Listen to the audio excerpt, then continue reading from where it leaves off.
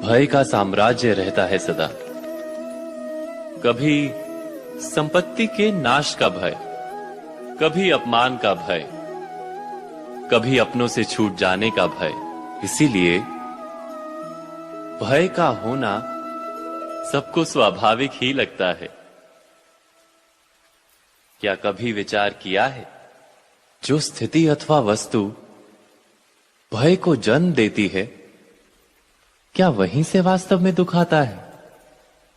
नहीं, ऐसा तो कोई नियम नहीं। और सबका अनुभव तो ये बताता है कि भय धारण करने से भविष्य के दुख का निवारण नहीं होता। भय केवल आने वाले दुख की कल्पना मात्र ही है। वास्तविकता से इसका कोई संबंध नहीं है। तो क्या ये जानते हुए भी कि भय कुछ और नहीं, केवल कल्पना मात्र ही है, इससे मुक्त होकर निर्भय बन पाना क्या बहुत कठिन है? अवश्य विचार कीजिएगा। आप अपने भूतकाल का स्मरण कीजिए, इतिहास को देखिए। आप तुरंत ही ये जान पाएंगे कि जब जब संकट आता है तब तब उसका निवारण करने वाली शक्ति भी जन्म लेती है। यही तो जगत का चलन है। वस्तुतः संकट ही शक्ति के जन्म का कारण है। प्रत्येक व्यक्ति जब संकट से निकलता है तो एक पद आगे बढ़ा होता है, अधिक चमकता है, आत्मविश्वास से अधिक भरा होता है, न केवल अपने लिए अपितु विश्व के लिए भी। क्या ये सत्य नहीं? वास्तव में संकट का जन्म है एक अवसर का जन्म, अपने आप को बदलने का, अपने विचारों को ऊंचाई पर करने का अवसर, अपनी आत्मा को बलवान और ज्ञान मंडित बनाने का अवसर।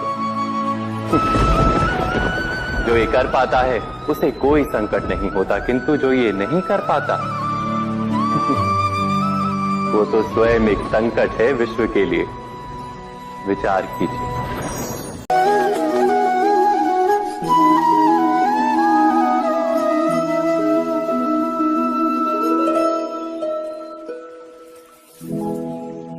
निर्णय के क्षण में हम सदा किसी अन्य के सुझाव, सूचना, मंत्रणा या परामर्श को आधार बनाते हैं और हमारे भविष्य का आधार हमारे आज दिए गए निर्णय के ऊपर होता है।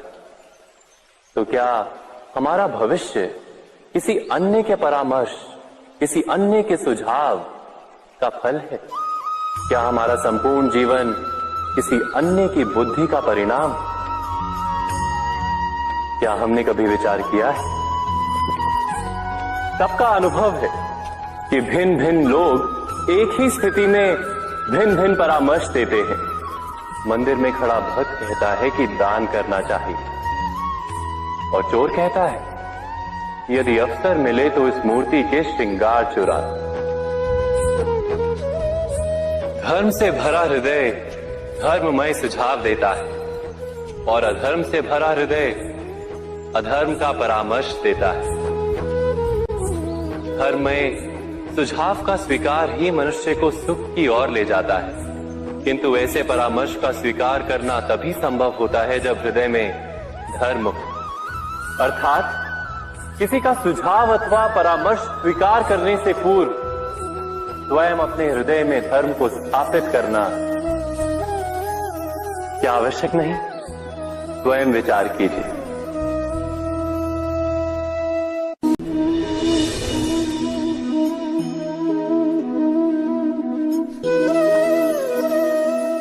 सत्ता की लालसा सबके हृदय को घेरे रहती है।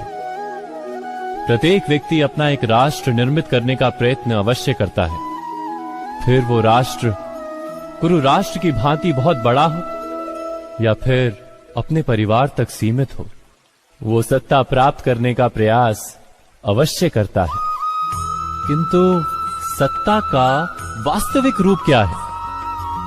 क्या हमने कभी विचार किया है? एक मनुष्य जितने अधिक लोगों के जीवन को प्रभावित कर सके, जितने अधिक लोगों के जीवन की स्वतंत्रता पर अंकुश रख सके, उतनी ही अधिक सत्ता का अनुभव करता है वो। सत्ता का वास्तविक रूप ही है अन्य के जीवन पर स्वयं का प्रभाव। किंतु क्या वास्तविक प्रभाव प्रेम, दया, करुणा और धर्म से निर्मित नहीं होता?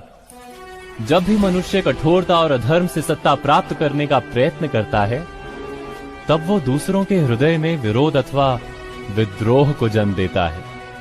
और परिणाम कुछ इस प्रकार।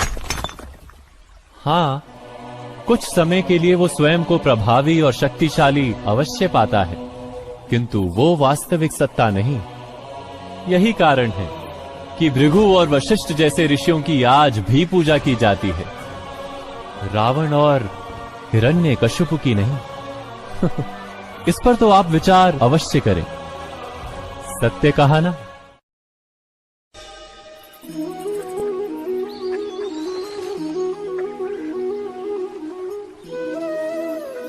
समय के आरंभ से ही मनुष्य को एक प्रश्न सदा पीड़ा देता है कि वो अपने संबंधों में अधिकतम सुख और कम से कम दुख किस प्रकार प्राप्त कर सकता है। क्या आपके सारे संबंधों ने आपको संपूर्ण संतोष दिया है? विचार कीजिए। हमारा जीवन संबंधों पर आधारित है, हमारी सुरक्षा संबंधों पर आधारित है। इसी कारण हमारे जीवन के सारे सुखों का आधार भी संबंध है। किंतु फिर भी हमें संबंधों में ही अधिकतर दुख क्यों प्राप्त होते हैं? सदा ही संघर्ष भी संबंधों से ही उत्पन्न क्यों हो जाते हैं? कभी विचार किया है? जब कोई व्यक्ति किसी अन्य व्यक्ति के विचार अथवा कार्य को स्वीकार नहीं करता, उसमें परिवर्तन करने का प्रयत्न करता है, तो संघर्ष जन्म लेता है। अर्थात जितना अधिक अस्वीकार उतना ही अधिक संघर्ष, और जितना अधिक स्वीकार उतना ही अधिक सुख। क्या ये वास्तविकता नहीं? यदि मनुष्य स्वयं अपनी अपेक्षाओं पर अंकुश रखे, अपने विचारों को परखे, किसी अन्य व्यक्ति में परिवर्तन करने का प्रयत्न ना कर स्वयं अपने भीतर परिवर्तन करने का प्रयास करे, तो क्या संबंधों में संतोष प्राप्त करना इतना कठिन? अर्थात क्या स्वीकार ही संबंध का वास्तविक अर्थ नहीं? स्वयं विचार कीजिए। दो व्यक्ति जब निकट आते हैं तो एक दूसरे के लिए सीमाएं और मर्यादाएं निर्मित करने का प्रयत्न अवश्य करते हैं। हम यदि सारे संबंधों पर विचार करें तो देखेंगे कि इन सारे संबंधों का आधार यही सीमाएं हैं जो हम दूसरों के लिए निर्मित करते हैं। और यदि अनजाने में भी कोई अन्य व्यक्ति इन सीमाओं को तोड़ता है तो उसी क्षण हमारा हृदय क्रोध से भर जाता है। इन सीमाओं का वास्तविक रूप क्या है? क्या हमने कभी विचार किया? सीमाओं के द्वारा हम दूसरे व्यक्ति को निर्णय करने की अनुमति नहीं देते, अपना निर्णय उस व्यक्ति पर थोपते हैं, अर्थात किसी की स्वतंत्रता का अस्वीकार करते हैं हम। और जब स्वतंत्रता का अस्वीकार किया जाता है तो उसका हृदय दुख से भर जाता है, और जब वो सीमाओं को तोड़ता है तो हमारा हृदय क्रोध से भर जाता है। क्या ऐसा नहीं होता?